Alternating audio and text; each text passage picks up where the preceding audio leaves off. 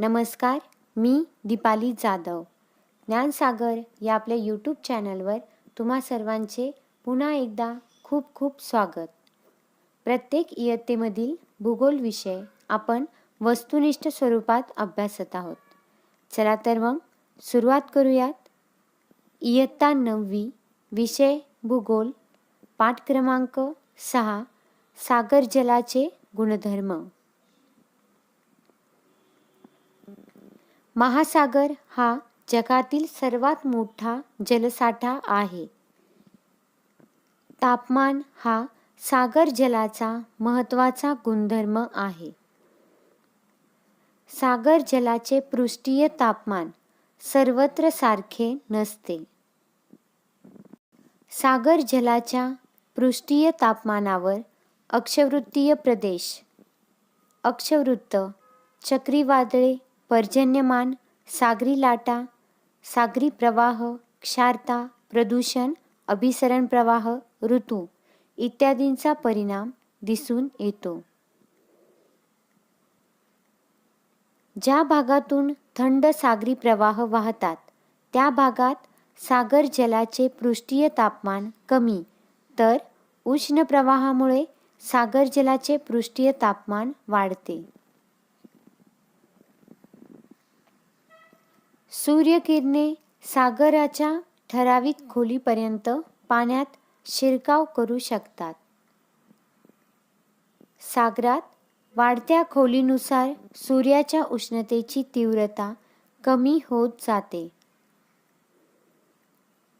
सागर जलाच्या तापमानात 2000 मीटरपर्यंत घट होते.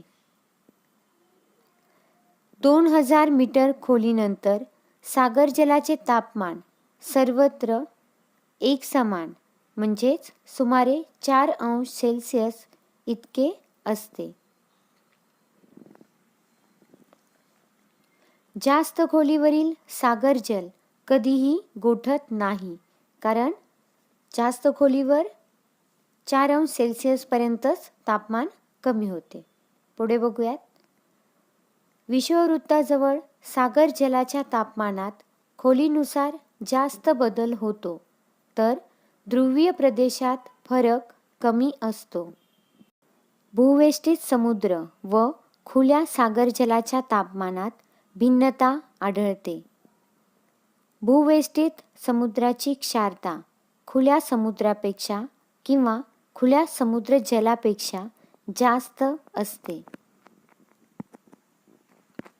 आपण जे अन्न खातो त्यामध्ये तसेच विविध रसायने, औषधे तयार करण्यासाठी, पदार्थ जास्त टिकावेत यासाठी, कारखान्यात बर्फ तयार करण्यासाठी मिठाचा वापर केला जातो. क्षारतेमुळे सागर जलाची उद्भरण क्षमता वाढते. याचा फायदा जलवाहतुकीसाठी होतो. सागर जलाची क्षारता प्रमाणापेक्षा जास्त असेल तर त्या पाण्यातील जीवसृष्टी नष्ट होते. उदाहरणार्थ मृत समुद्र.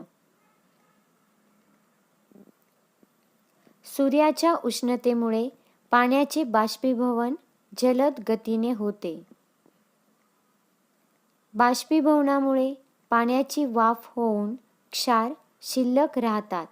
त्यामुळे उरलेल्या पाण्यात क्षारांचे प्रमाण वाढून पाण्याचा खारटपणा वाढतो.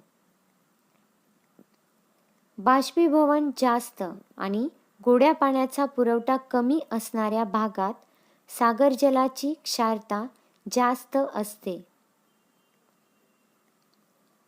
पाण्याच्या बाष्पीभवनाचे प्रमाण कमी आणि गोड्या पाण्याचा पुरवठा जास्त प्रमाणात असणाऱ्या भागात सागर जलाची क्षारता कमी आढळते. पाण्याचे बाष्पीभवन कमी आणि गोड्या पाण्याचा पुरवठाही कमी अशा भागात सागर जलाच्या क्षारतेत फारसा फरक पडत नाही. सागराच्या 1000 वजनी भाग पाण्यात क्षारांचे जितके वजनी भाग प्रमाण असते त्याला सागर जलाची क्षारता असे म्हणतात.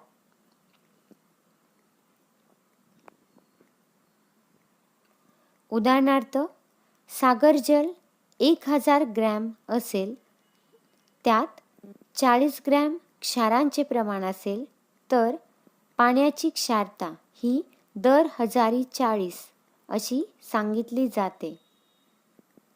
सागर जलाची क्षारता मोजण्यासाठी हायड्रोमीटर, रिफ्रॅक्टोमीटर आणि सॅलिनोमीटर इत्यादी उपकरणांचा वापर केला जातो. पृथ्वीवरील तापमान वितरणातील असमानता, गोड्या पाण्याचा पुरवठा व त्यातील असमानता इत्यादी बाबी सागर जलाच्या क्षमतेवर परिणाम करतात.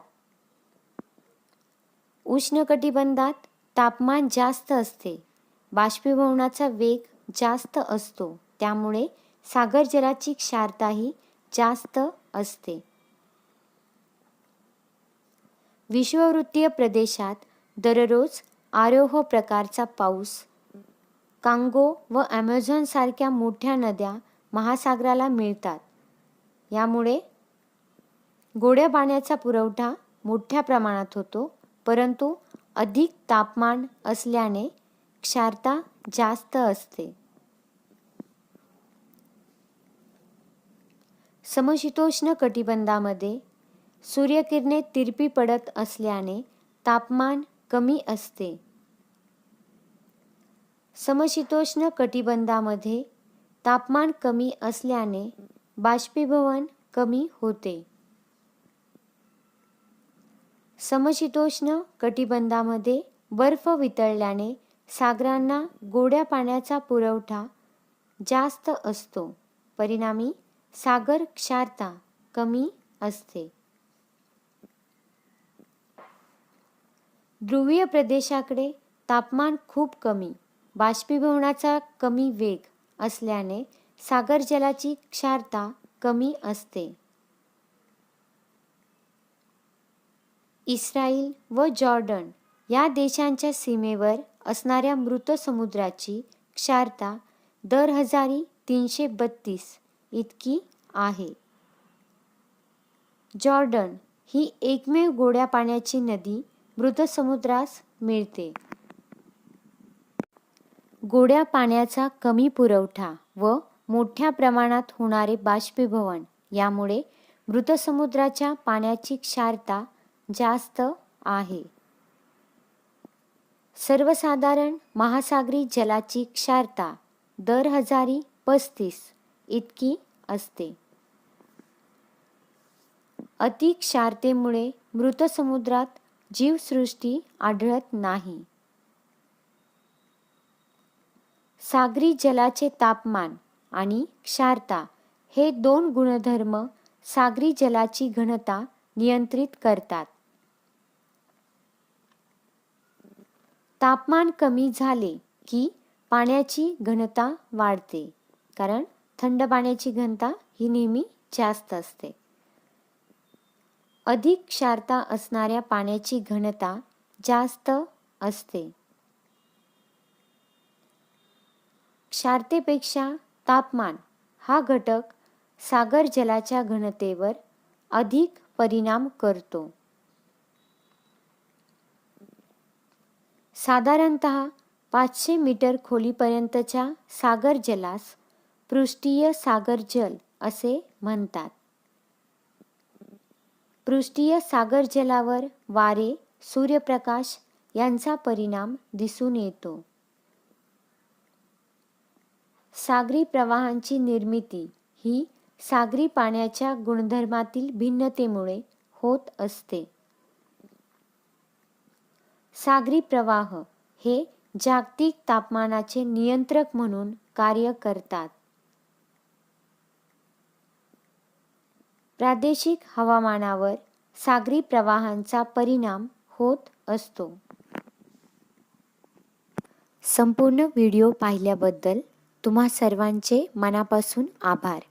व्हिडिओ आवडला असल्यास लाईक करा, शेअर करा आणि असेच नवनवीन व्हिडिओ पाहण्यासाठी सबस्क्राईब नक्की करा.